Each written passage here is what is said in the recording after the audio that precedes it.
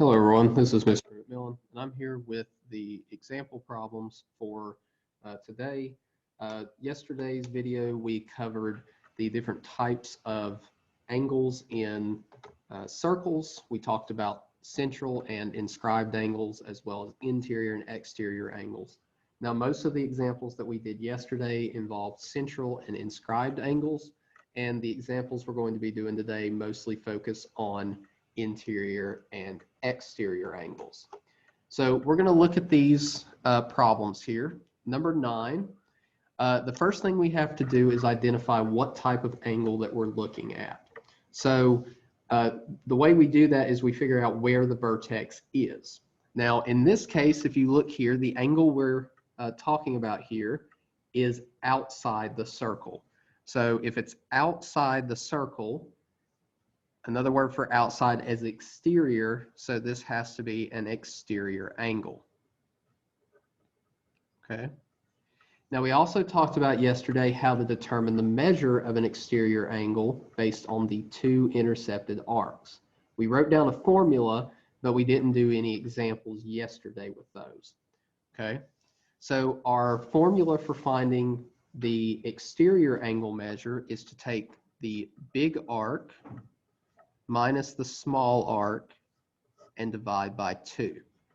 Remember yesterday I said about when you're on the outside of a group, right, you're different from that group. So when you're on the exterior for the angle, you're going to subtract. You're going to do the difference. So our big arc here is 185 degrees and our small arc is 105 degrees. So we're going to take 185 minus 105 and then divide by 2. 185 minus 105 is 80. Divided by 2 is 40. So the measure of angle L is equal to 40 degrees. So now let's look at number 10. Number 10, where is our vertex located? Well, our vertex here for the angle we want to find is angle Q, and that is also located outside, so it's called an exterior angle as well. So we're going to use the exact same formula that we have. We're going to take our big arc, subtract our small arc, and then divide by 2.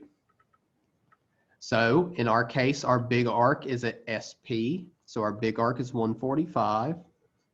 Our small arc is 55, and then we're going to divide by 2. 145 minus 55 gives you 90 degrees. Divided by 2 gives you 45 degrees.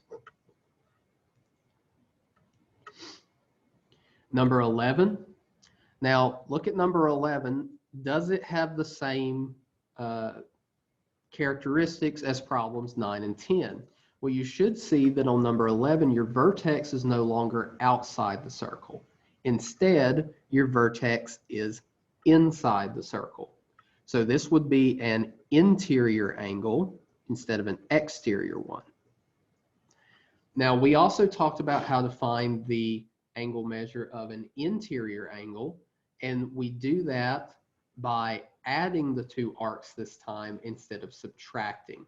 Remember, I talked about you being part of a group, you being an addition to that group. So when you're on the interior, you're added, so you add when you have an interior angle. Now, how do we determine which arcs we have to use?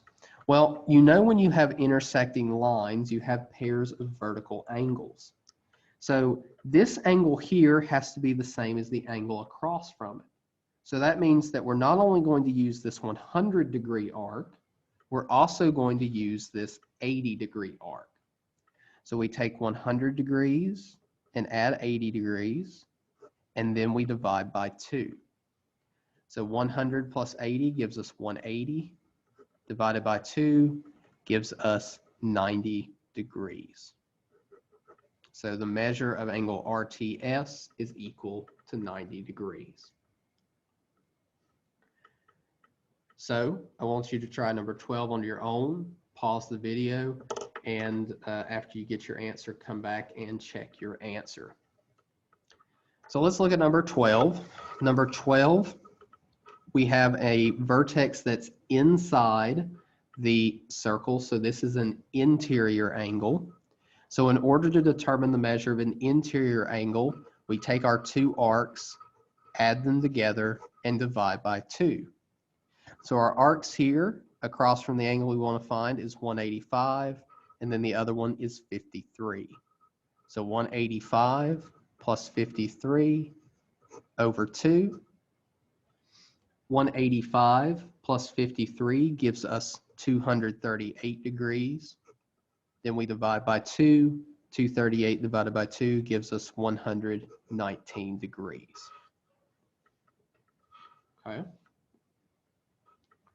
So now let's look at number 13. Number 13, again, we're going to ask ourselves where the vertex is. And as we can see here, angle T, the vertex is outside the circle. So that's an exterior angle here. So you have an exterior angle. Now you'll notice we still need our big minus small over 2. So we still need the big arc and the small arc. But here's the problem. We only have this arc here, the one that measures 230 degrees. That's the only one labeled.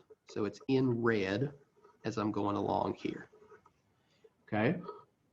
Now, the problem there is we still need our small arc. So our big arc is 230, but we still need this smaller arc.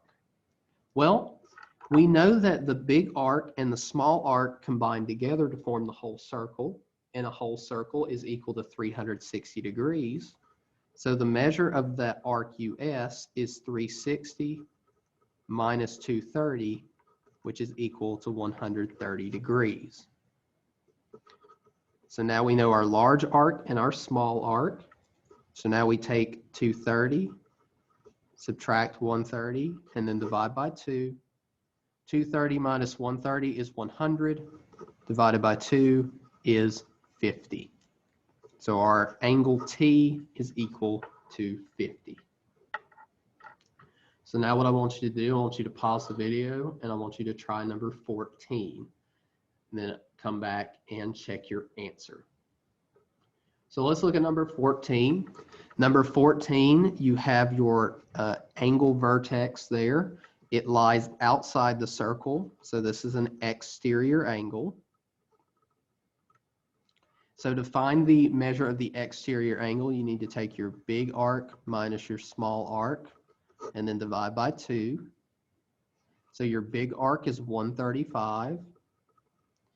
Then you subtract your small arc, which is 57, and then divide by 2. 135 minus 57. Make sure I'm right on this. I don't want to tell you anything wrong. Is 78. 78 divided by 2 then gives you 39 degrees. Okay. And that's interior and exterior angles in a nutshell. Now what we're going to do is we're going to look at numbers 15 and 16 here, and they kind of change it up. In this case, they want us to solve for x, okay? And this will be kind of a little bit of a refresher on central and inscribed angles because we need to know their properties as well here. So let's look at number 15. Number 15, we want to solve for x, and our x has it is 61x plus 3. That's what has our x in there. We also have this 55-degree angle here. Now, these are central angles. So I know that this 55 has to be the same here. So this has to be 55 as well. Now, how can I use that 55-degree arc to help me find x when this arc is equal to 61x plus 3? Well, if you look, if we put those two arcs together, so I'm outlining that in red now, what do you notice about that arc? What would be its degree measure? Well, we know that arc goes from one end of the diameter to the other, so that makes a semicircle, which is 180 degrees. So we know that this arc in red has to be equal to 180 degrees. But that's both of these arcs put together. So we're going to add 61x plus 3 and 55 together and set them equal to 180. On our left side, we're going to combine like terms. So 61x plus 58 is equal to 180. We need to get the x by itself, so the first thing we need to do is subtract 58 from both sides. And we get 61x equals 122. Then we need to get the x by itself, so we divide both sides by 61, and you get that x is equal to 2. And finally, number 16. Number 16, our x is associated with this angle here. Now that angle is on the circle. Okay, the vertex is on the circle. And so that's your inscribed angle. Okay, so if you've ever seen an inscription on something, say like a memorial, the inscription is written on the memorial, right? So this point is inscribed here on the edge of the circle. Okay, it's an inscription there. The point lies on the circle, so it's inscribed. Now, if you remember from yesterday, we talked about inscribed angles and what their measures were. Okay, so the angle for an inscribed angle is equal to 1/2 of the intercepted arc.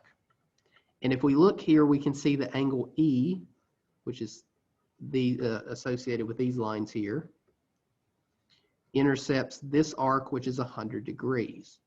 So if I want to figure out what angle E is supposed to equal, I take 1/2 of 100, and you get 50 degrees.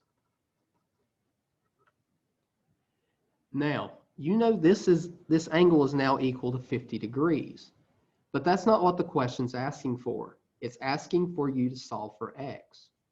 Well, we know that that angle was also equal to 8x minus 6. So we take 8x minus 6 and set it equal to 50. We add 6 to both sides, and we get that 8x is equal to 56. Divide both sides by 8. Apologize for the lights. And we get that x is equal to 7. And that's going to do it for this video. I do hope this video helped. There is a worksheet that you're going to work on for the next couple days. We're going to go over that in a couple of lessons. There are also some IXL assignments that you need to do on these. These assignments are, I'm going to write them here, IXL U dot 2 to a 70, U dot 11 to a 50, and U dot 12 to a 40. Okay. If you have any questions, please let me know. And thanks, guys, and I'll see you in the next video.